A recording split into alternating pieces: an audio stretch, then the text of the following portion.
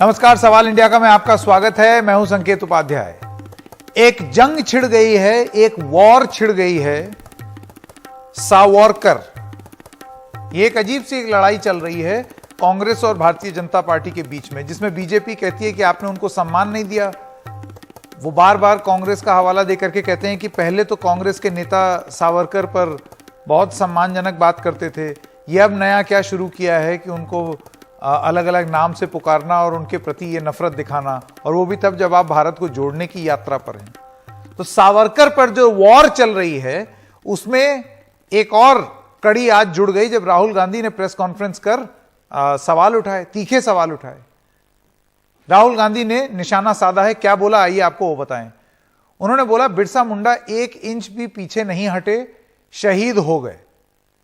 ये आपके प्रतीक हैं और आपको रास्ता दिखाते हैं। सावरकर 2-3 साल अंडमान जेल में रहे और जेल से दया याचिकाएं लिखनी शुरू कर दी। राहुल गांधी ने कहा यह सावरकर की चिट्ठी है। फिर उन्होंने एक चिट्ठी उठाई। चिट्ठी में लिखा है कि सर, मैं आपका नौकर रहना चाहता हूं। विनायक दामोदर सावरकर ने अंग्रेजों की मदद की थी। यह राहुल गांधी के बयान है। सावरकर ने इस चिट्ठी पर दस्तखत किए थे। अगर वे डरते नहीं तो चिट्ठी पर दस्तखत नहीं करते। ऐसा कर उन्होंने गांधी यानी कि महात्मा गांधी, जवाहरलाल नेहरू, सरदार वल्लभ भाई पटेल, सबको धोखा दिया। यह राहुल गांधी का बयान था। अच्छा, अब इसको लेकर के तमाम रस्साकशी शुरू हो गई है, और सिर्फ भारतीय जनता पार्टी की तरफ से ही नहीं, जो अब अलायंस में है कांग्रेस पार्टी के साथ, उद्धव ठाकरे की शिवसेना, अब उन्होंने भी इस पर सवाल उठा दिए हैं। उनका यह कहना है कि सावरकर पर राहुल गांधी के बयान का समर्थन मैं नहीं करता। हमारी पार्टी सावरकर का बहुत सम्मान करती है। सावरकर के प्रति सम्मान को मिटाया नहीं जा सकता। अब सावरकर के जो पोते हैं, ग्रैंड सन, उनका क्या कहना है आपको वो बता दें। वो बरसे हैं राहुल गांधी के ऊपर। उनका नाम है रंजीत सावरकर। वो कहते हैं राहुल गांधी के खिलाफ शिकायत दर्ज करवाऊंगा। ये पहली बार नहीं जब राहुल गांधी ने वीर सावरकर का अपमान किया है। राहुल गांधी को इतिहास पढ़ने की जरूरत है। राहुल गांधी ने उनके त्याग का मजाक बनाकर रख दिया है। तो सवाल इंडिया का में आज जो सवाल हम पूछ रहे हैं वो है ये, और ये बार बार ये लड़ाई होती है कांग्रेस और बीजेपी के बीच में और सब दलों में। ये सवाल आपके स्क्रीन पर, सावरकर क्या है भारतीय राजनीति में? क्या सावरकर वीर हैं या सावरकर माफी वीर हैं? यह सबसे बड़ा सवाल है जो हम यहां पर पूछना चाहते हैं, क्योंकि बहस इसी के इर्द गिर्द चल रही है। मैं स्वागत करना चाहता हूं हमारे मेहमानों का।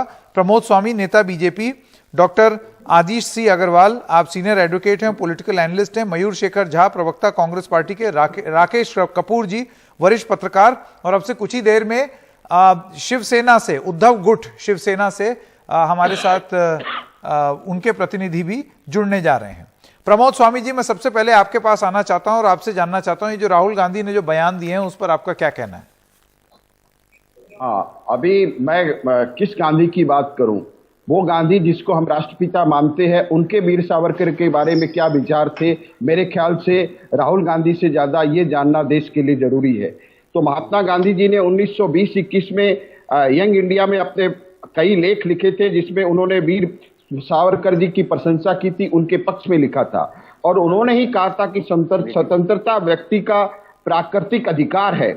और जिस माफीनामे के बारे में राहुल जी बोल रहे हैं, तो उसके बारे में मैं यह कहना चाहूंगा कि जो व्यक्ति काला पानी की सजा भुगत रहा था और अंग्रेजों ने जिसको इतनी यातनाएं दी, और जिसने राष्ट्र प्रेम के प्रति अपनी वकालत को छोड़ करके अपना जीवन राष्ट्र को समर्पित कर दिया, उस व्यक्ति के बारे में इस तरह के विचार व्यक्त करना उचित नहीं है। तब फिर भी जब राहुल जी ने कुछ कहा है तो मैं उनको ये बताना चाहूंगा कि उस समय जो थी ये एक सामान्य सी याचिका थी, जिसे फाइल करना राजनीतिक कैदियों के लिए एक सामान्य विधान था। और पारिक घोष, जो कि महान स्वतंत्रता सेनानी अरविंद घोष के भाई थे, सचिंद्र नाथ सान्याल जो महान स्वतंत्रता सेनानी थे, उन लोगों ने भी इस तरह की याचिकाएं जारी की थी। तो वीर सावरकर के व्यक्तित्व और कर्तृत्व का मूल्यांकन अगर हम करेंगे तो मेरे ख्याल से वीर, तब इस बात को आप स्पष्ट रूप से जान पाएंगे। वीर सावरकर माने तेज, सावरकर माने त्याग, सावरकर माने तप, सावरकर माने तारुण्य,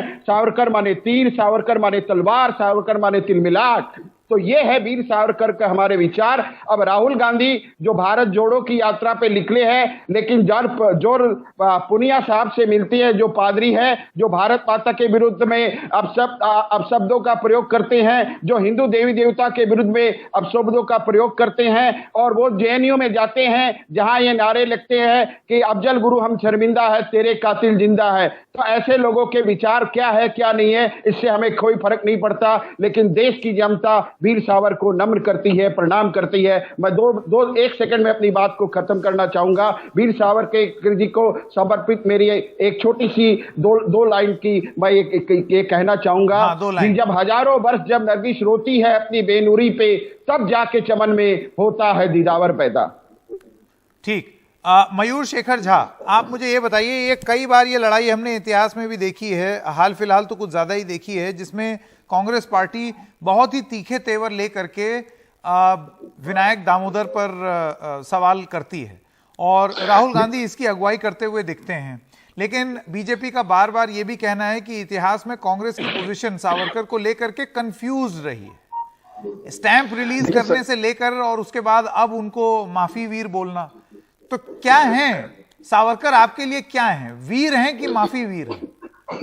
देखिए, सावरकर को लेके जो डिस्कशंस हैं वो जब भाजपा की पिछली बार सरकार रही थी, वो 2004 तक तब भी नहीं होती थी, 2014 तक भी नहीं होती थी। 2014 के बाद अचानक से सावरकर को लेकर डिस्कशंस इसलिए शुरू हो गई है कि अचानक से जो है एक व्हाट्सएप यूनिवर्सिटी का प्रचलन, क्योंकि जो ओरिजिनल भाजपाई थे, जिन लोगों ने देश में भाजपा को खड़ा किया है, वो चाहे वो वाजपेयी जी हो, चाहे वो आडवाणी जी हो, वो लोग तो इतिहास पढ़ के आए थे। उन लोगों को तो इस देश के स्वाधीनता संग्राम का जो पराक्रम है, उस पराक्रम के विषय में उन लोगों को एक फर्स्ट हैंड ज्ञान था।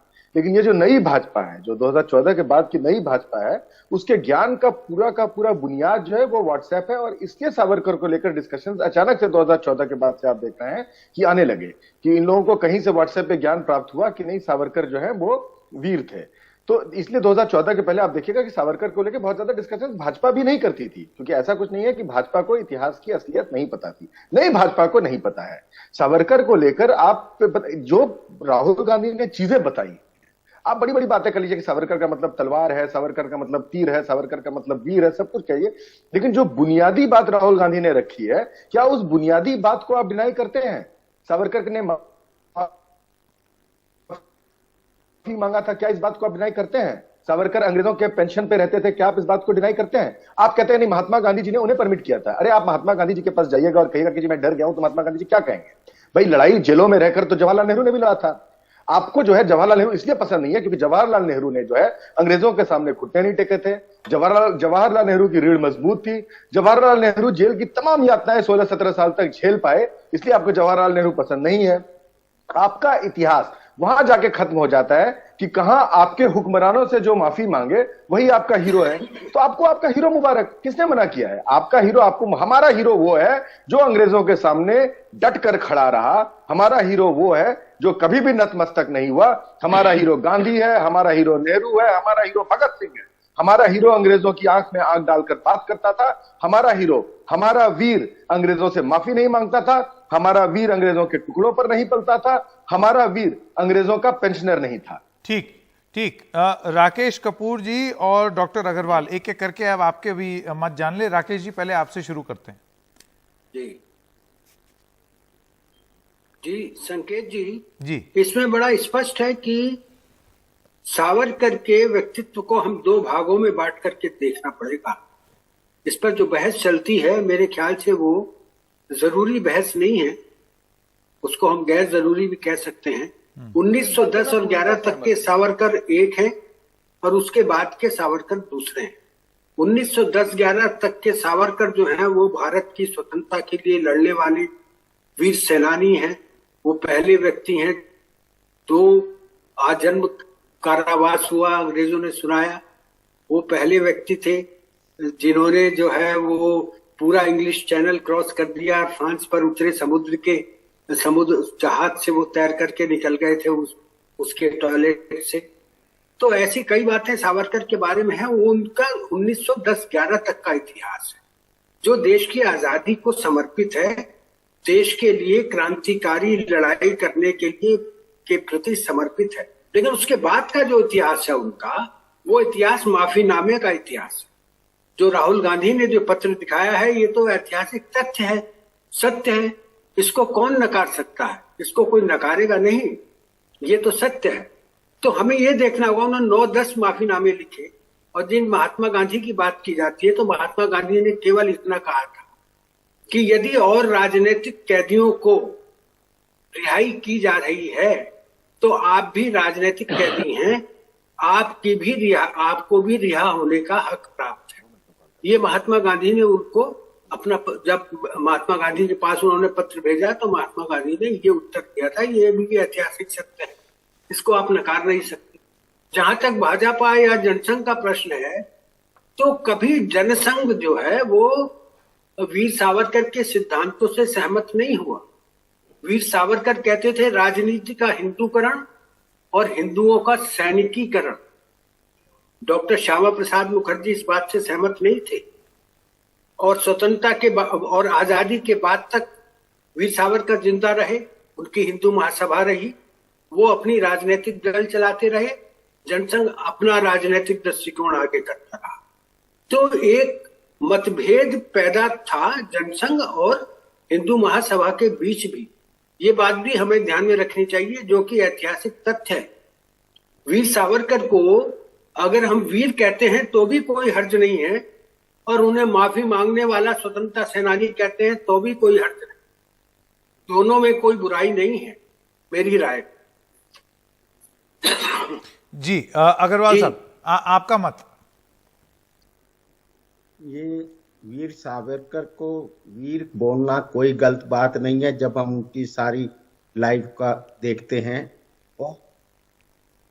आवाज नहीं आ रही? जी जी बिल्कुल आ रही है, बोलिए। जी जी जी, स्वामी जी को जब देखा मैंने, तो दूसरा जो मेन आज जो ये इसमें चिट्ठी में जो दिखाया गया कि मैं आपका नौकर रहना चाहता हूं, ये बात जो इंग्लिश में I have the honour of remain your obedient servant, ये मेरा कहना है कि पुराने टाइम में एक जनरल वे में ये लिखा जाता था। हर लेटर में इस तरीके का लेटर ये नहीं था कि उसका रियल में सर्वेंट रहना चाहते थे। अगर ऐसे भी आप गूगल में देखेंगे, अगर लिटरेचर को ढूंढेंगे, तो महात्मा गांधी जी ने भी अंग्रेजों को ये इस तरीके का लिखी है। कई मेरे पास चिट्ठी मैंने निकाली है। कभी नहीं तो लिखा एक ये किताब, गलत बात है। हाँ जी, कभी नहीं लिखा, ये बिल्कुल गलत बात है। आप बिल्कुल गलत बोल रहे हैं। महात्मा गांधी ने कभी नहीं लिखा, ये कभी नहीं लिखा है। आपको कभी कुछ नहीं पता लिखा। नहीं है, मैं दिखा रहा हूँ आप हिस्टोरिकली इस बात को शायद मैं ये दिखा आप हिस्टोरिकली एक एक करके मैं आपको नहीं जा सकते। ये दिखा रहा हूँ आपको। ये मैं वकील भी हूँ, सीनियर एडवोकेट। ये आपको ये लेटर है, ये किताब है, और भी ज्यादा ये सुनिए, देखिए। लेकिन आप किताब को कोट कीजिए, कौन सी किताब में लिखा है? किताब को कोट कीजिए। मैं यही दिखा रहा हूँ आपको। ये आप देखिए, गूगल करिए, ये मैंने अभी गूगल में निकाला है। ये किताब का नाम फेमस लेटर। सुनो, पहले सुनो कि जब आपको समझ में आएगा। आप बिल्कुल गलत बोल रहे हैं। आप सुनिए, आप गलत बयानी नहीं कर वो सकते। आप सुनिए, सुनोगे नहीं तो आपको समझ में नहीं आएगा। मुझे समझ में आ गया था, आपकी वकालत मेरी समझ में आ गई है। आप व्हाट्सएप यूनिवर्सिटी के वकील हैं। Famous letter of Mahatma Gandhi कोई पुख्ता और कोई compiled and edited by R Hipley MA, published by the Indian printing works, Kachehri road, Lahore. उसकी प्राइस 3 रुपए थे, और ये वाला उसका हिस्सा है। चैलेंज करता हूँ यहीं, मैं आपको चैलेंज करता हूँ यहीं। आप वकील हैं, आप दिखाइए किस पुस्तक से है। आपको ये गूगल से नहीं, ये इंग्लिश पुस्तक का नाम दीजिए, लेखक का नाम दीजिए। पुस्तक का नाम वो दीजिए, लेखक पुस्तक का नाम नहीं दीजिए, है। आप जर्नलिस्ट कहते हो अपने लेखक आप। का नाम दीजिए, जिसने लिखा है उसके बारे में बताइए। आप गलत बयानी बिल्कुल नहीं कीजिए प्लीज, मेरी हाथ जोड़ करके प्रार्थना है। अभी आप एक सेकंड, मुझे यहाँ पर बीच में आना पड़ेगा और मैं आप लोगों से, ताकि दर्शकों को ये बता दें कि ये बात क्या हो रही है यहाँ पर।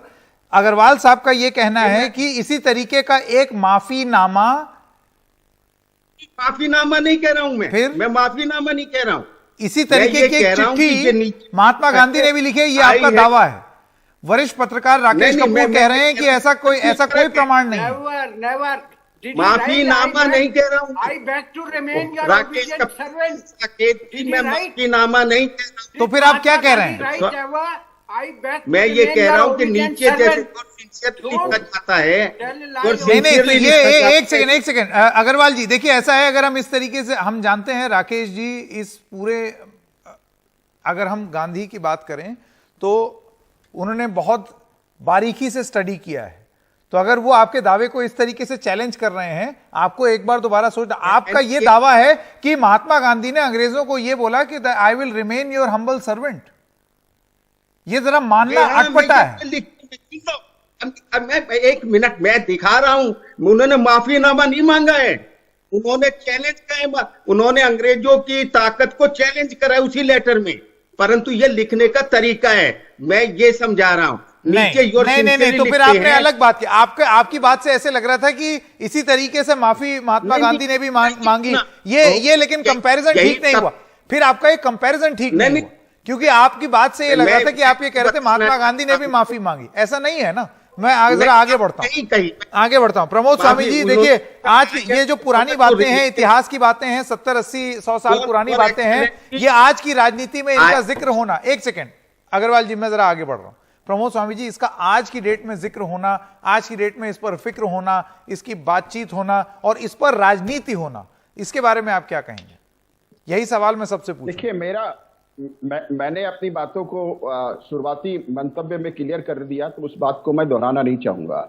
लेकिन आपने जो प्रश्न किया कि आज के समय में इसकी क्या प्रासंगिकता है, तो मैं यही कहना चाहूंगा कि जो कम से कम हमारे स्वतंत्रता सेनानी हैं, जिन्होंने राष्ट्र के लिए अपने जीवन को समर्पित किया, कम से कम उनके ऊपर में इस तरह की घिनौनी राजनीति नहीं होनी चाहिए। किसी पार्टी के विचारों से आप सहमत हो या न हो, ये आपका अधिकार है, लेकिन जिन्होंने भी भारत माता को स्वतंत्र करने में मैं अपनी बात कंप्लीट कर दूं, थोड़ा मोड़ा भी योगदान दिया है तो उनका सम्मान होना चाहिए। और वीर सावरकर का जी का योगदान है, वो तो काफी बहुत ज्यादा योगदान है। मैं एक सवाल मयूर शेखर झा जी से पूछना चाहता हूं। भारत जोड़ो यात्रा निकालने का आपका मकसद था, तो एक आदमी अमूमन ये अंदाजा लगा लेता है कि भारत जोड़ो जो है उसकी एक पॉजिटिव फील होगी, पॉजिटिव बात होगी, भारत को आप जोड़ने की बात करेंगे। लेकिन इतना ज्यादा पोलराइजिंग मुद्दा उठा लेना अपने प्रेस कॉन्फ्रेंस में, ये कहां जोड़ रहे हैं आप?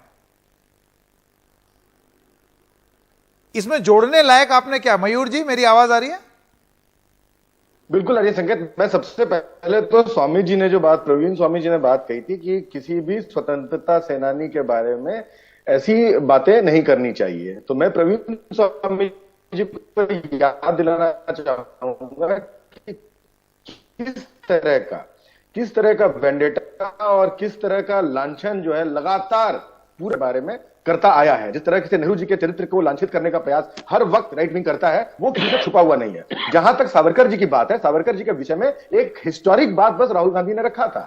आज इस देश को आप बताइए, आप सावरकर जी की असलियत बताइए, आप ये भी बताइए कि 1910 तक सावरकर जी का क्या चरित्र था। वो लगातार देश के लिए लड़े थे। हो सकता है मजबूरी रही हो सकता है परिस्थितियां रही हो, जिन परिस्थितियों ने। जी संजय गुप्ता, मैं जल्दी से एक सवाल आपसे पूछना चाहता हूं। नेता हैं शिवसेना के, और वो वाला शिवसेना का गुट जो कि कांग्रेस पार्टी के साथ है, लेकिन इस मामले में आप कांग्रेस पार्टी के साथ नहीं है। मैं आपसे जानना चाहता हूं, ये अलग अलग ये पोजीशन, इसको आप कैसे आगे ले जा रहे हैं? आपको नहीं लगता है कि इन्हीं सब चीजों की वजह से आपकी पार्टी टूट गई?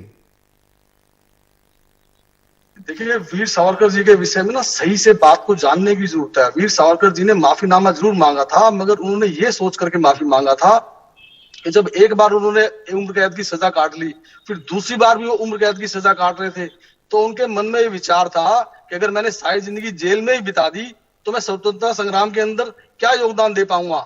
इसी बात को सोच करके उन्होंने माफीनामा लिखा था। तो इसी चीज को देखते हुए श्रीमती इंदिरा गांधी जी ने भी उनकी तारीफ की थी, उन्हें सन ऑफ इंडिया कहा था। अगर जेल में सारी जिंदगी बिता करके चले जाते तो फिर देश के लिए क्या कर पाते।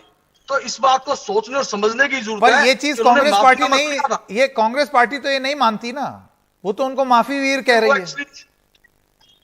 वो एक्चुअली इनको इस बात तो अच्छी तरीके से जानने की जरूरत है कि श्रीमती इंदिरा गांधी जी ने जो कहा वो क्यों कहा, और इस बात को पूरा ज्ञान, अधूरी जानकारी पे जब किसी भी तरह का कोई बयान जाएगा ना तो वो अधूरा ही माना जाएगा। दल से पूछिए, ये तो आप कांग्रेस पार्टी से पूछिए, क्योंकि अब इन्हीं सब चीजों के चक्कर में तो आपकी बेचारी आपकी पार्टी टूट गई। बात आपकी ठीक है, यही सारी तो चीजें हैं, हिंदुत्व, इसके अलावा सावरकर, इन्हीं सब मुद्दों पे बताइए आपकी पार्टी टूट गई। नहीं, पार्टी टूटी मानते हैं इस मुद्दे को कि हिंदुत्व वाले मामले पर जिस तरह से जो भी चीजें घटनाएं घटी वो सब हम जानते हैं, लेकिन वीर सावरकर पर हम हमेशा ही इस बात पर स्टैंड रहे हैं। वक्त खत्म हो गया है मेरे पास, पर प्रमोद जी, डॉक्टर अग्रवाल, राकेश जी, मयूर शेखर झा और संजय गुप्ता, आप सब लोगों का बहुत बहुत धन्यवाद हमारे साथ जुड़ने के लिए। इस वक्त हम रुक करते हैं एक ब्रेकिंग न्यूज की। श्रद्धा वालकर हत्याकांड जो मामला है उसमें कोर्ट में वकीलों ने नारे लगाए हैं, वकीलों ने फांसी देने की मांग की है। वीडियो कॉन्फ्रेंसिंग के जरिए पेशी हो रही है और पुलिस को आफताब पर हमले का डर है और कुछ तस्वीरें भी ऐसी आ रही हैं, जरा हम तस्वीरें आपको दिखाएंगे। ये देखिए, वकील उग्र दिखाई दे रहे हैं। सीधे चलते हैं सौरभ, हमारे सहयोगी जो हमारे साथ हैं। सौरभ, अभी क्या माहौल है, जरा विस्तार से बताएं कि वहां हो क्या रहा।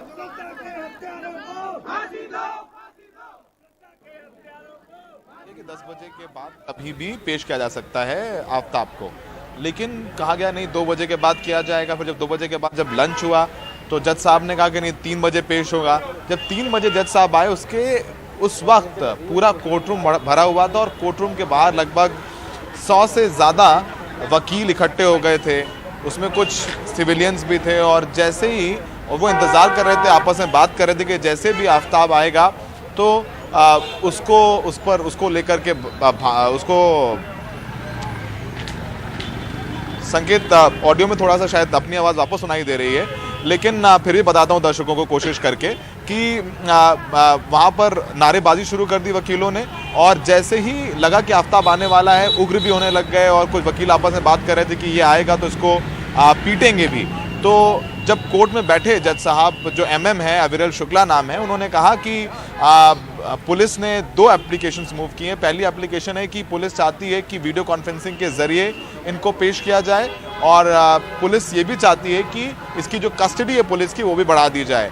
और कोर्ट में पुलिस ने कहा कि अगर वो यहाँ पर आफताब को लेकर के आते हैं तो कुछ धार्मिक संगठन के लोग और कुछ शरारती तत्व आफताब को पीट सकते हैं। और तो जज ने कहा कि बिल्कुल वो इस एप्लीकेशन को स्वीकार करते हैं और 4 बजे के करीब उन्होंने कहा कि वो वीडियो कॉन्फ्रेंसिंग के जरिए आफताब को कोर्ट में पेश कराने के लिए तैयार हैं। और अभी इस वक्त सुनवाई चल रही है वीडियो कॉन्फ्रेंसिंग के जरिए। दिल्ली पुलिस की तरफ से तमाम दलीलें दी जा रही हैं। जो तस्वीरें हम दिखा रहे हैं संकेत, वो ठीक कोर्ट नंबर 3 के बाहर की हैं, जहां पर जो वकील हैं वो काफ़ी नाराज़, थोड़े से उग्र भी, और फांसी देने के नारे लगा रहे हैं आफताब को।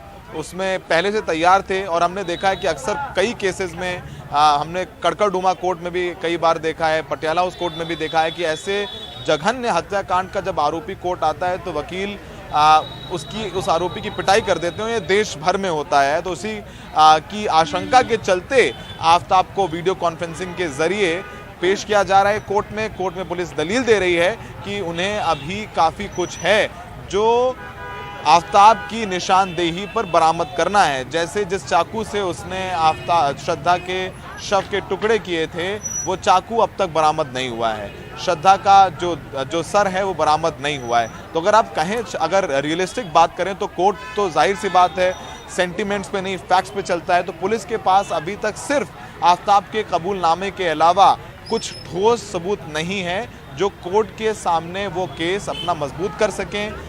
अभी जो टुकड़े मिले हैं, जो अवशेष मिले हैं 10, उनका भी मिलान होना है जो श्रद्धा के पिता के डीएनए सैंपल से। तो अगर वो मिलान हो जाता है तो केस मजबूत होगा, लेकिन अब तक उसकी रिपोर्ट नहीं आई है, क्योंकि जिस तरीके से प्लानिंग की आफ्ताब ने, संकेत बहुत शातिर से शातिर अपराधी ऐसी प्लानिंग नहीं करते हैं। उसने हत्या करने के बाद पूरा डीएनडी किया, उसे पता था कि एक ना एक दिन पुलिस उस तक पहुंचेगी, तो उसने वो उस केमिकल का इस्तेमाल किया जिससे अगर बाद में फॉरेंसिक की टीम भी कोशिश करे तो उसको ब्लड का कोई सैंपल ना मिले। उस फ्रिज में जहां पर उसने टुकड़े रखे थे उस फ्रिज से भी ब्लड का सैंपल नहीं मिला है पुलिस को सिर्फ किचन से कुछ ब्लड सैंपल्स मिले हैं। फॉरेंसिक की टीम भी आश्चर्यचकित थी कि इसने उस केमिकल से साफ किया। एक बेंजामिन टेस्ट होता है जो फॉरेंसिक टीम करती है कि जहां पर भी वो केमिकल एक डालते हैं और जहां पर खून होता है वो केमिकल लाल हो जाता है, तो वो सब कुछ इसने आफ्ताब ने वो R&D की हुई थी। और इस केस में पुलिस के सामने सबसे बड़ी चुनौती ये है संकेत कि पुलिस के पास कोई गवाह नहीं है।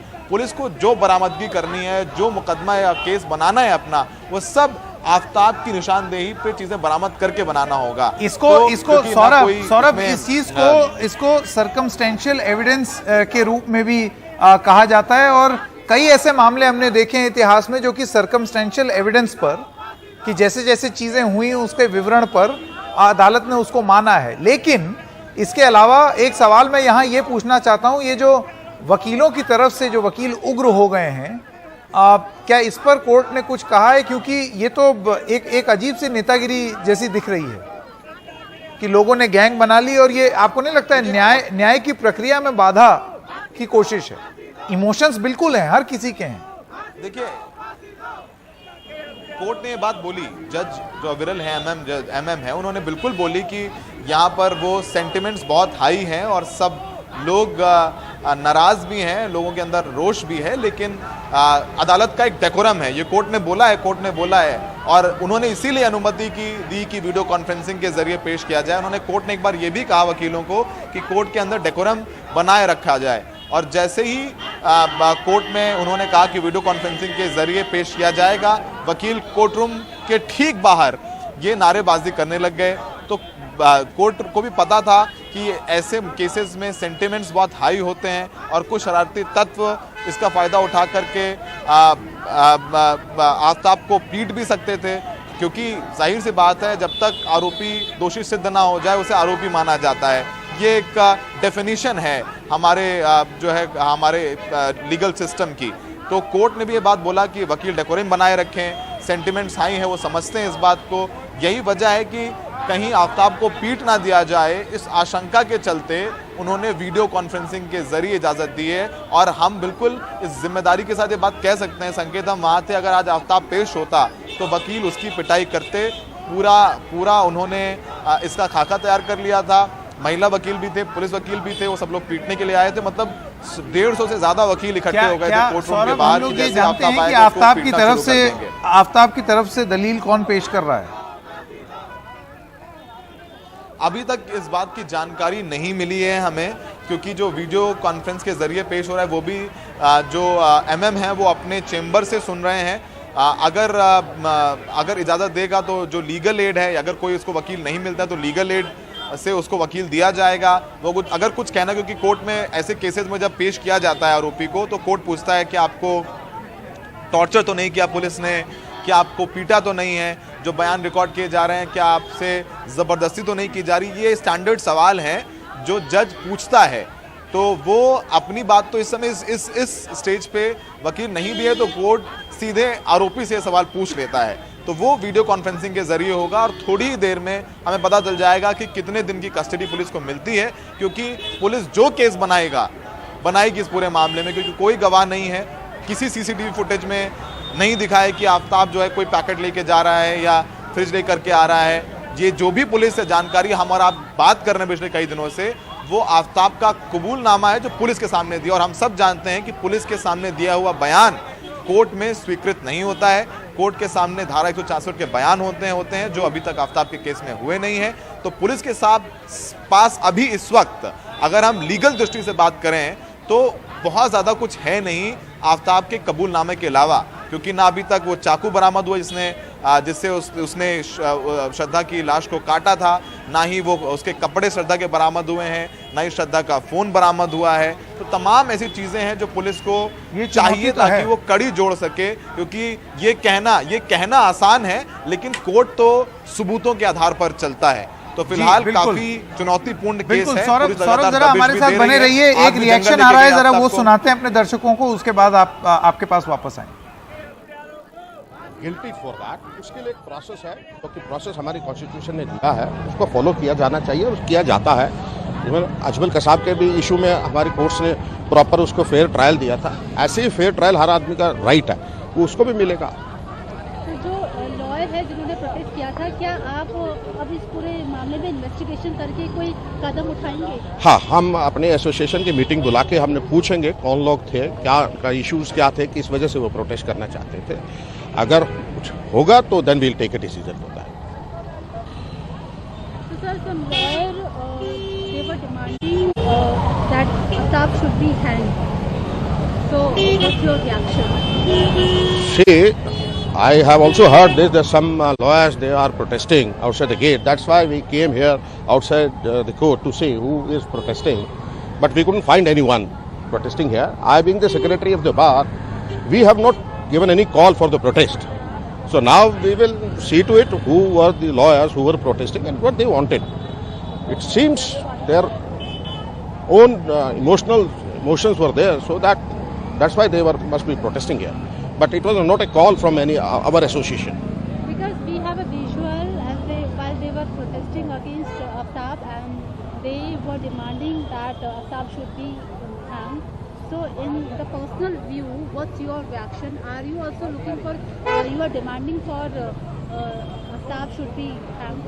See, as per our constitution, every person who is in a Saurabh Shukla के पास वापस जाना चाहते हैं। सौरभ, अब कुछ वकील हैं जिनका बार बार ये कहना है कि अब जांच की जाएगी या पता लगाया जाएगा कि कौन वो लोग थे और किन परिस्थितियों में वो उग्र हो गए और उन्होंने फांसी की मांग कर दी, और जिसकी वजह से एक ऐसी स्थिति उत्पन्न हुई कि आफ्ताब को प्रस्तुत नहीं कर पाए।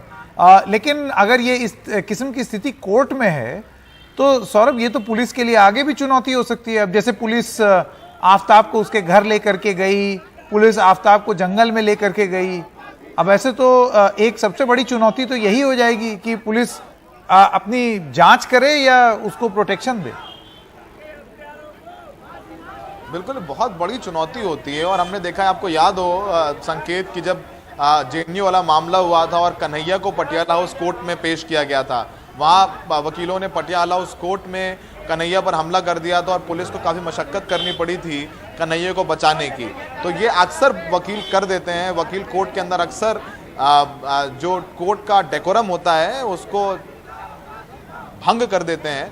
और इस बात को लेकर के कोर्ट में आज नाराजगी भी कोर्ट ने जाहिर की। और जाहिर सी बात है, जो अभी हम सुन रहे थे जिन लोगों को, वो यहाँ के जिम्मेदार लोग हैं बार के, लेकिन क्या कार्रवाई होगी किसी पर? देखिए, इसके अलावा कोर्ट में ये भी कोर्ट ने बोला है कि पुलिस ने बोला है कि कुछ धार्मिक संगठन के भी लोग हैं जो यहाँ घुस आए हैं या जो हमला कर सकते हैं। ये भी कोर्ट में बोला है। ये बात जो बोल रहा हूँ ये सौरभ शुक्ला नहीं बोल रहे हैं, कोर्ट में बोली गई बात है पुलिस के, और जिसको दोहराया भी है MM अविरल शुक्ला ने।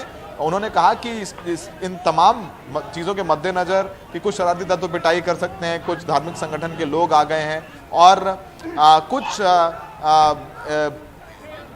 कट्टर जो लोग हैं उन्होंने कुछ धार्मिक बयानबाजी और धार्मिक नारे भी लगाए जो सांप्रदायिक सौहार्द को के लिए ठीक नहीं है, वो भी नारे लगाए गए। तो तमाम चीज़ों को देखते हुए कोर्ट ने फैसला किया, क्योंकि संकेत मतलब 150 वकील, और अगर पुलिस वाले चाह करके भी कोर्ट के अंदर अक्सर होता है कि वो आरोपी को नहीं बचा पाते, और अक्सर हमने अपनी आंखों के सामने होते हुए देखा है।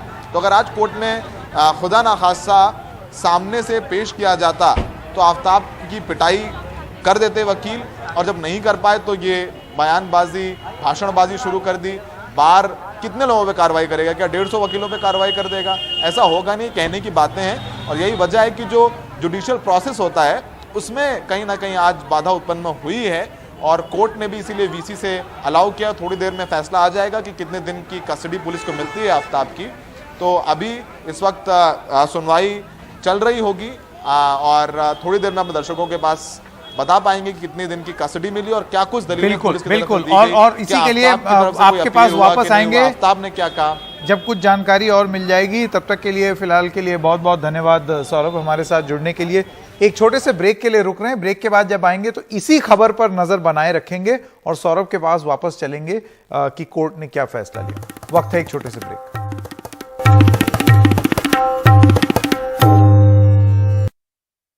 तो इस वक्त एक बड़ी ब्रेकिंग न्यूज आ रही है। जैसे कि आप देख सकते हैं, आफताब की हिरासत 5 दिन और बढ़ाई गई है।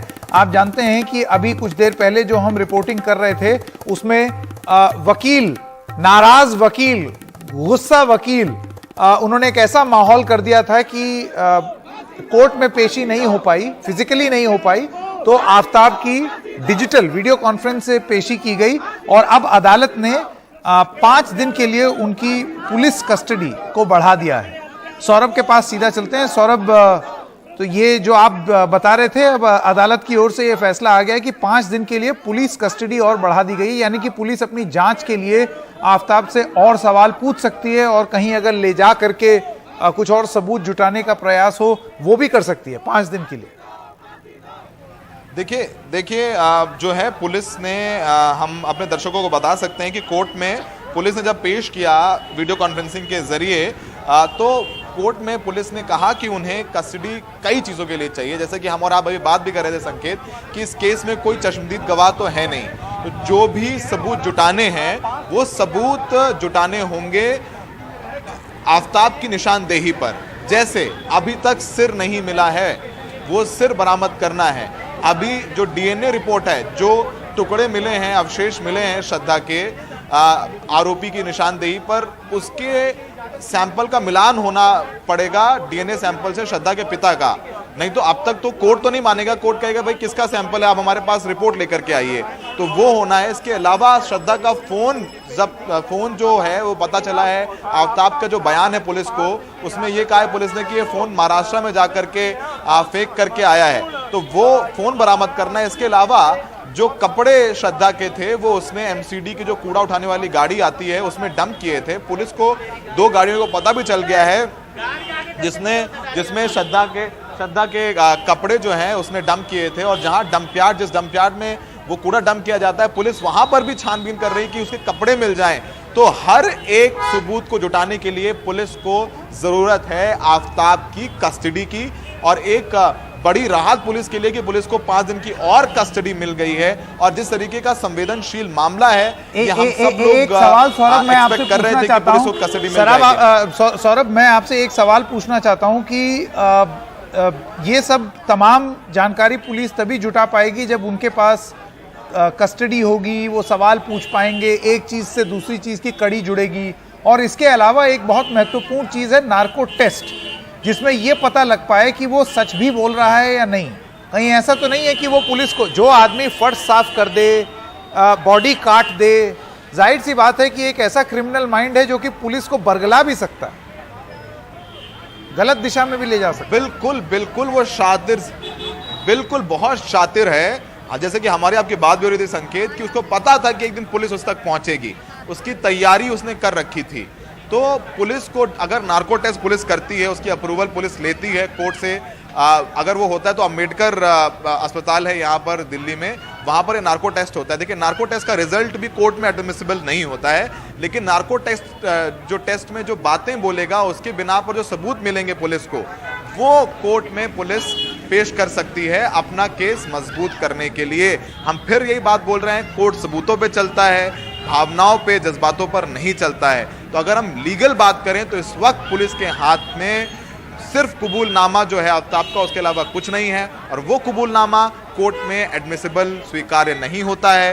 वो कोर्ट में आकर के जज साहब के सामने बोलना होगा आफताब को, धारा 164 में के अंतर्गत, तब वो एडमिसिबल होगा। तो पुलिस के लिए ये 5 दिन की कस्टडी में पुलिस कई चीजें करेगी। हो सकता है कि इसको महाराष्ट्र भी लेकर के जाए, जहां पर आफताब ये कह रहा है कि उसने फोन फेंका था पुलिस श्रद्धा का, उस फोन को बरामद करने के लिए पुलिस आफताब को कुछ दोस्तों को भी शायद जो श्रद्धा के हैं उनसे आमना सामना करवाए, क्योंकि वो उसका इंस्टाग्राम अकाउंट ऑपरेट कर रहा था, उसे चैट कर रहा था ताकि ये संदेश जाए कि श्रद्धा है, वो उसके बिल्स पे कर रहा था।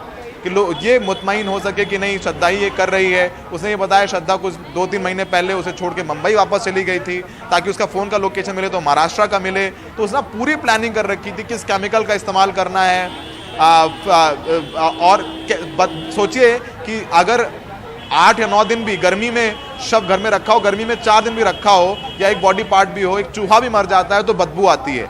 लेकिन वो सब कुछ आफताब ने नहीं होने दिया। उसने पूरी प्लानिंग करी, उसने इत्र डाला, उसने धूप बत्तियां जलाई, उसने केमिकल का इस्तेमाल किया। तो उसने पूरी प्लानिंग की थी कि जब वो पकड़ा जाएगा पुलिस द्वारा तो वो कैसे पुलिस से ट्रायल में कैसे बचेगा पुलिस से। तो उसकी पहले से ही पूरी प्लानिंग करके रखी थी आफताब ने। इसलिए पुलिस के सामने चुनौती होगी कि सबूत जुटाना और सबूत जुटा करके उसे कोर्ट में पेश करना और पूरे केस की कड़ियां जोड़ना। कहने को तो बहुत कुछ कहा जा रहा है कि नहीं उसने अगस्त महीने में जो सर है वो अगस्त महीने तक फ्रिज में रखा रहा, वो 18 टुकड़े किए, तमाम चीज़ें हैं और लोग सेंटिमेंटल हैं काफ़ी और कोर्ट ने भी ये बात बोली है। लेकिन सबूत जुटाने पड़ेंगे पुलिस को। पुलिस इस समय दिन रात एक किए हुए, आज सुबह भी उसको महरौली के जंगल में लेके जाया गया, साथ में उससे पूछताछ की जा रही है, उसके फ़ोन खंगाले जा रहे हैं, वो कहाँ गया कब गया। जो पता चला है कि उसने नौकरी भी छोड़ी, उसने फिर 30 मई को वापस एक कॉल सेंटर ज्वाइन किया। उसने श्रद्धा के अकाउंट से 50,000 रुपए भी अपने अकाउंट में ट्रांसफर किए। इनकी लड़ाई होती रहती थी पैसों को लेकर के, घर खर्च को लेकर लड़ाई होती रहती थी। तो तमाम बातें बोली हैं, लेकिन ये बातें बोलने के अलावा कोर्ट में पुलिस को साबित करनी होगी, मोटिव साबित करना होगा कि हत्या का केस है और हत्या के केस में पुलिस को साबित करना होगा कि हत्या इसने की है। अभी जो अवशेष मिले हैं उनकी भी डीएनए रिपोर्ट नहीं आई है कि उनके डीएनए का मिलान श्रद्धा वॉकर के पिता के डीएनए से मिलान होता है नहीं होता। अगर हो जाता है तो पुलिस के लिए ये केस बहुत मजबूत हो जाएगा। अगर किसी वजह से नहीं होता है तो पुलिस को बहुत मशक्कत करनी पड़ेगी ये साबित करने के लिए कि आफताब ने इसका श्रद्धा का मर्डर किया, क्योंकि आफताब की प्लानिंग ऐसी थी। तो पुलिस भी काफ़ी कोशिश कर रही है। वैसे पुलिस को अगर वो वेपन मिल जाता है और आफताब कोर्ट में अगर कन्फेस कर लेता है तो राह आसान होगी। लेकिन फिलहाल पुलिस डंपयार्ड में है, कोशिश कर रही है कि श्रद्धा के कपड़े बरामद कर ले, क्योंकि जिस एमसीडी की 2 गाड़ियों में उसने वो डंप किए थे उन गाड़ियों को पता पुलिस ने लगा लिया है। अब फिर जंगल लेके जाएगी पुलिस, महाराष्ट्र लेकर के जाएगी, कुछ उसके दोस्तों से आमना सामना करवाना है आफताब का। ये तमाम चीज़ें कोर्ट में पुलिस ने बोली है। तो अब एक बड़ी राहत कोर्ट ने भी दी है पुलिस को। 5 दिन का वक्त और है पुलिस के पास अपना केस मजबूत करने के लिए और ये साबित करने के लिए कि आफताब ने हत्या की है, उसके सबूत हैं और आफताब को सज़ा दिलाने के लिए काफ़ी अहम होगा कि पुलिस 5 दिन अब ये क्या करने वाली है। जी बिल्कुल सौरभ, बहुत ही पेचीदा मामला पुलिस के लिए। फिलहाल अगली सुनवाई तक पुलिस के पास 5 दिन और हैं कुछ सबूत जुटाने के लिए, कुछ ऐसा प्रमाण हासिल करने के लिए जिससे वो साबित कर सकें कि जो आफताब ने पुलिस कस्टडी में पुलिस को बोला है वो प्रमाण के रूप में पुलिस कोर्ट में प्रस्तुत कर सकती है या नहीं। एक छोटे से ब्रेक के लिए अभी रुक रहे हैं, लेकिन हमारी नज़र इस खबर पर बनी रही।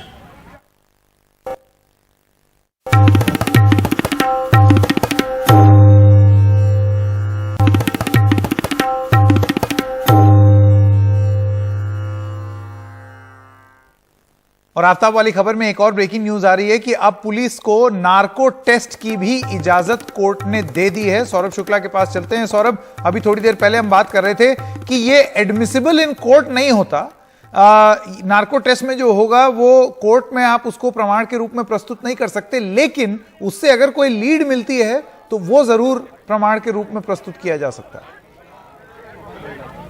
बिल्कुल बिल्कुल संकेत, एक बड़ा पुलिस ने मांग ये की थी कि उन्हें इजाजत दी जाए नार्को टेस्ट कराने की। वो पुलिस को कोर्ट ने अलाउ कर दिया है और पुलिस ने कोर्ट में कहा है कि इसको हिमाचल और उत्तराखंड भी पुलिस को लेकर के जाना है। हिमाचल ये लोग शायद गए थे और उसके बाद ये भी हिमाचल गया था एक बार, ये पुलिस बता रही है। तो वो भी थोड़ा सा क्लियर करना होगा क्योंकि कोर्ट रूम में वकीलों के अलावा कोई नहीं था।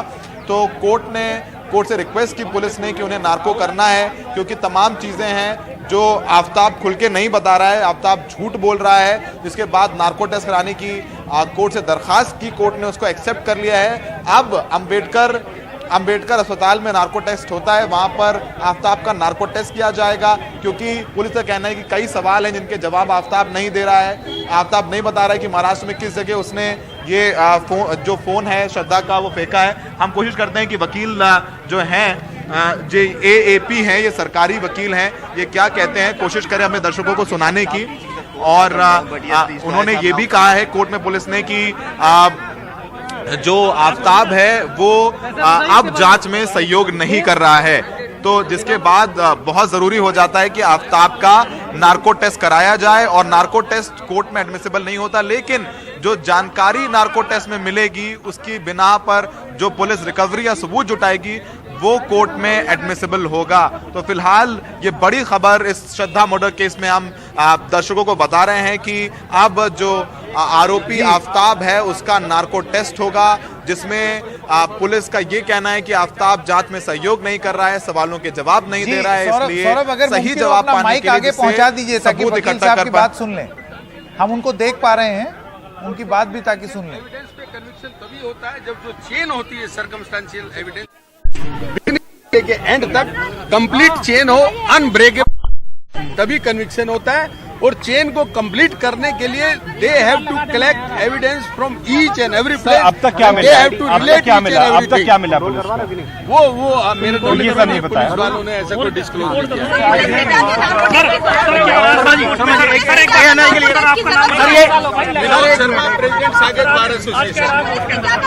किया।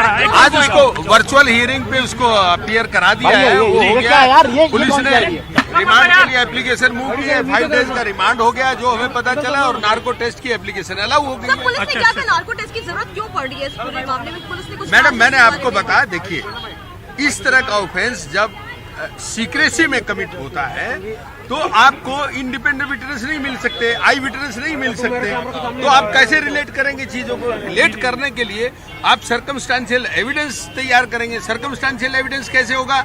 उसकी एक चेन होती है कंप्लीट, जब वो चेन कंप्लीट हो, अनब्रेकेबल हो, तभी उस पर कन्विक्शन हो सकता है, नहीं तो नहीं हो सकता है। देखिए जहाँ जहाँ गर्लफ्रेंड के साथ ये रहा होगा, जहाँ जहाँ घूमा फिरा होगा, जिस भी होटल में रुका होगा, जिन जगहों पे गया होगा, देखिए वो तो अब अक्यूज को ले जाएंगे, पीसी में बताएगा ना, उसका डिस्क्लोजर स्टेटमेंट लिखेंगे। वो कोई डेट अभी हुई है डिसाइड इसके लिए, नार्को के लिए? इसके लिए नार्को के लिए कोई डेट नहीं, वो अभी कोई डेट ऐसी डिसाइड नहीं है, मेरे नॉलेज में नहीं है, हमें कुछ ऐसा पता नहीं चला। वो पुलिस वहाँ अपने एप्लीकेशन अलाउ होगी, अब पुलिस अपने अरेंजमेंट्स करेंगी, कहाँ उनको नार्को टेस्ट कराना है, कब कराना है, किन हालात में कराना है, कैसे कराना है।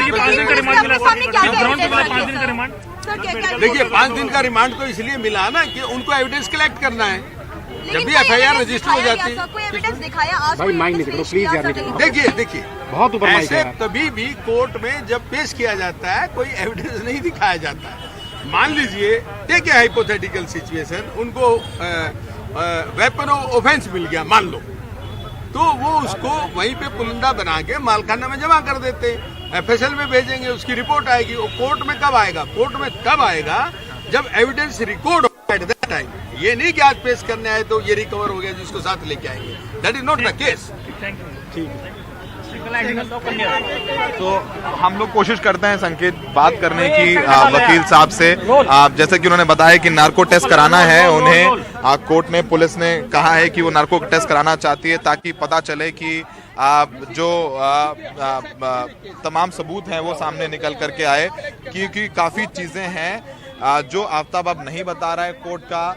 वो हिमाचल गया था, जो पता चला है कि वो श्रद्धा और आफ्ताब दोनों हिमाचल गए थे, वहाँ वो उन्हें होटल की डिटेल चाहिए, वो कहाँ रुके थे, किससे मिले थे, और उसके बाद भी हत्या के बाद भी आफ्ताब बता रहे हैं कि वो कई जगह गया है, वहाँ पर उन्हें आफ्ताब को लेकर के जाना है। तो ये तमाम सवाल हैं जो आफ्ताब सही से पुलिस को नहीं बता रहा है, इसलिए पुलिस ने नार्को टेस्ट कराने की मांग की है और जिसको कोर्ट ने स्वीकार किया है। तो 5 दिन की कस्टडी में कोर्ट पुलिस नार्को टेस्ट भी कराएगी, उन जगहों पर भी ले जाएगी जहां पर ये गया था श्रद्धा के साथ, और फिर श्रद्धा की हत्या के बाद उसके बाद नार्को टेस्ट कराया जाएगा। नार्को टेस्ट में जो बताएगा वो उसके आधार पर जो चीज़ें हैं, जो सबूत हैं, वो भी पुलिस जुटाने की कोशिश करेगी।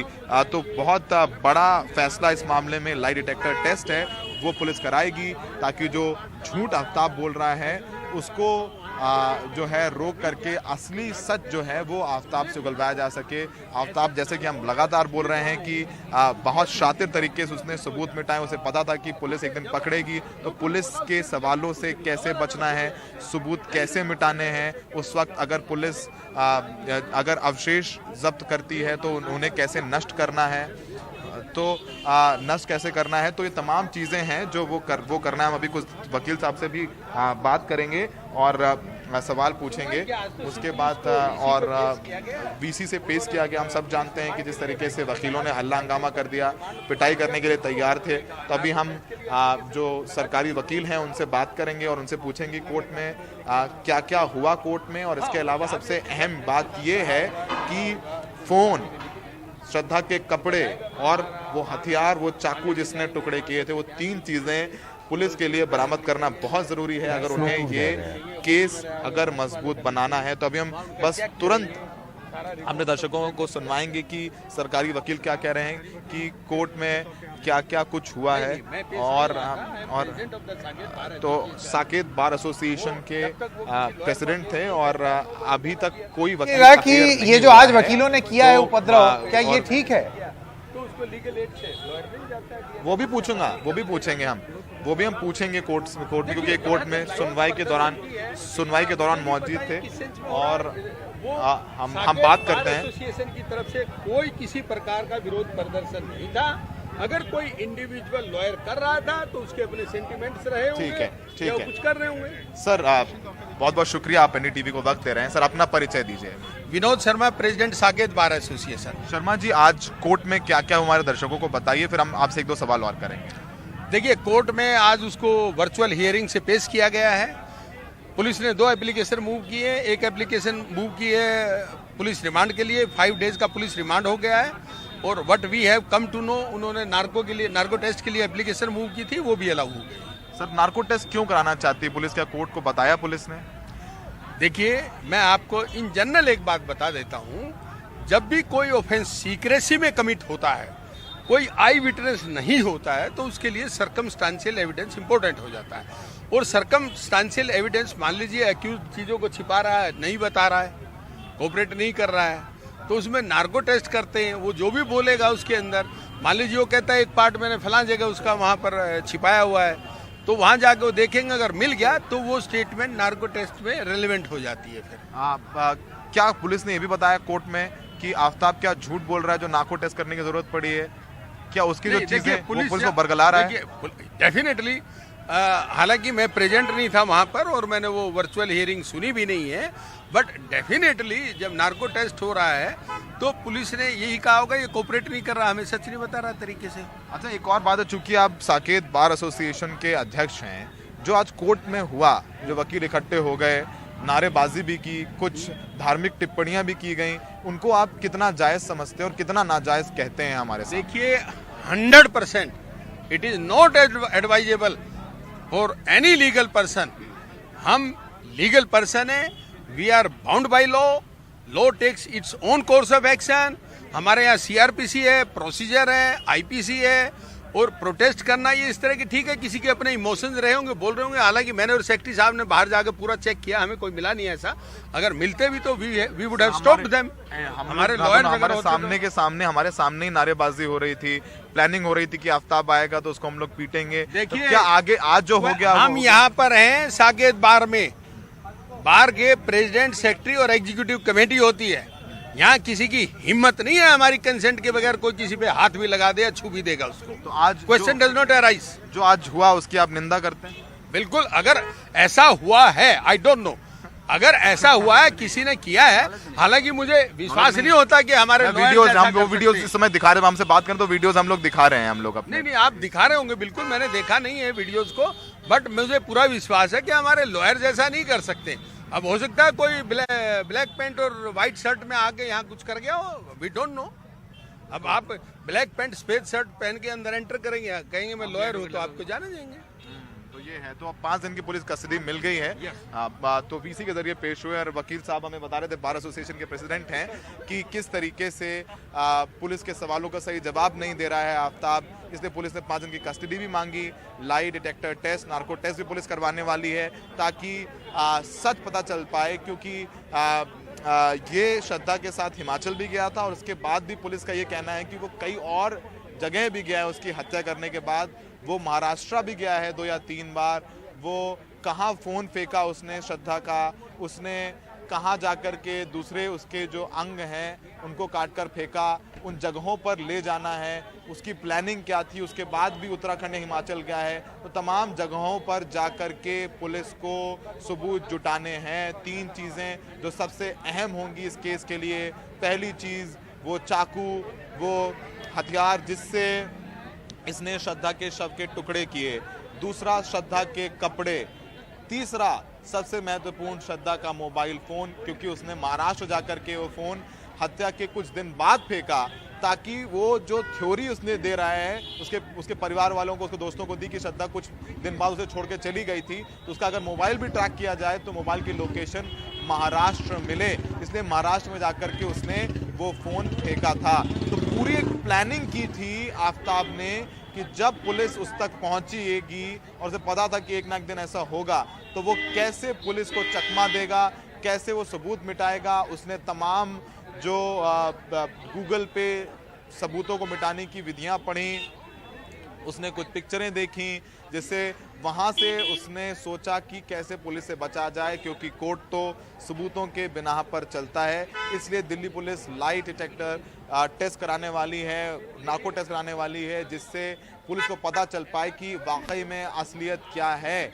जो कई सवाल है जिसका साफ जवाब आफ्ताब नहीं दे रहा है, और आफ्ताब उस नार्को टेस्ट में बताएगा, उसकी निशानदेही पर पुलिस जाकर के दबिश देगी, उसकी निशानदेही पर पुलिस छानबीन करेगी, खोज करेगी और वो सबूत जुटाएगी जो इस पूरे केस को मजबूत बनाने के लिए महत्वपूर्ण है, जो आफ्ताब को सज़ा दिलाने के लिए महत्वपूर्ण है। क्योंकि अभी आज की तारीख में जब हम और आप बात कर रहे हैं तो इस केस में पुलिस के पास कोई पुख्ता सबूत नहीं है, सिर्फ आफ्ताब का कबूलनामा है। इसके अलावा वो 10 टुकड़े हैं जिसका सैंपल मैच करने के लिए भेजा गया है श्रद्धा वॉकर के फादर के डीएनए के साथ।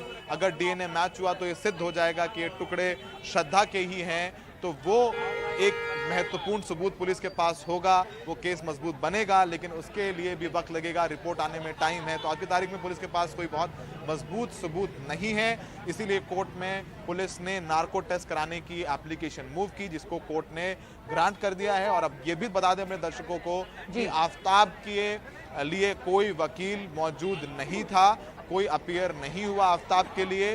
तो अब नगमा बहुत महत्वपूर्ण मोड़ पर केस खड़ा हुआ है, क्योंकि आफ्ताब शातिर था, उसने पूरी प्लानिंग करी थी। पहली प्लानिंग कि ऐसे उस श्रद्धा के शव को ठिकाने लगाना जिससे पता ना चल पाए, एक अंग उसने कहीं फेंका, एक टुकड़ा कहीं फेंका, रोज अलग अलग तरीके से एक छोटे पैकेट में ले जाके फेंका ताकि किसी को शक ना हो। इसके अलावा उसने केमिकल से पूरा घर साफ किया, फ्रिज साफ किया, जिससे फॉरेंसिक की जांच में भी पुलिस को कोई सैंपल ना मिल पाए। पुलिस की जो फॉरेंसिक टीम है नगमा, वो एक विशेष प्रकार का टेस्ट करती है कि वो एक केमिकल छिड़कती है जिससे ये पता चल जाता है जहां खून हो वो पोर्शन है, वो जगह है, वो लाल हो जाती है। फॉरेंसिक की टीम भी आश्चर्यचकित रह गई, क्योंकि जब उन्होंने केमिकल डाला पूरे घर में तो उन्हें कहीं भी वो लाल स्पॉट नहीं मिला। यहाँ तक कि जो फ्रिज वो खरीद के लाया था हत्या करने के अगले दिन बाद, उस फ्रिज से भी पुलिस को ब्लड स्टेन या खून के निशान नहीं मिले। सिर्फ पुलिस को खून के निशान मिले किचन से, तो उसका भी सैंपल पुलिस ने लिया है। उस सैंपल का मिलान भी श्रद्धा वॉकर के फादर के पिता के डीएनए के साथ किया जाएगा। तो पूरी प्लानिंग की इसने कि कैसे बचना है, पुलिस के सवाल क्या होंगे, पुलिस की जांच है वो किस दिशा में होगी, उस दिशा में पुलिस से कैसे बचना है। और नार्को टेस्ट है, वो नार्को टेस्ट कराया जाएगा और उसके, क्योंकि नार्को टेस्ट में जो भी वो बोलेगा वो कोर्ट में एडमिसिबल नहीं है, नगमा हम सब जानते हैं। लेकिन नार्को टेस्ट के बिना पर जो पुलिस सबूत जुटाएगी, जो बात बताएगा, उसमें वो सबूत कोर्ट में एडमिसिबल होंगे, तब केस जाके मजबूत होगा। नगमा हम फिर यही दोहरा रहे हैं कि कोर्ट, हमारा लीगल सिस्टम जज्बातों पर नहीं, फैक्ट्स पर, सबूतों पर चलता है। और पुलिस के पास अभी तक सिर्फ वो कबूलनामा है, जो भी पुलिस के सामने कबूलनामा दिया गया है वो भी कोर्ट में एडमिसिबल नहीं है। तो पुलिस के लिए बहुत चुनौती है कि इस केस को मजबूत बनाया जाए और श्रद्धा वॉकर के हत्यारे आफताब को सजा दिलाया जाए।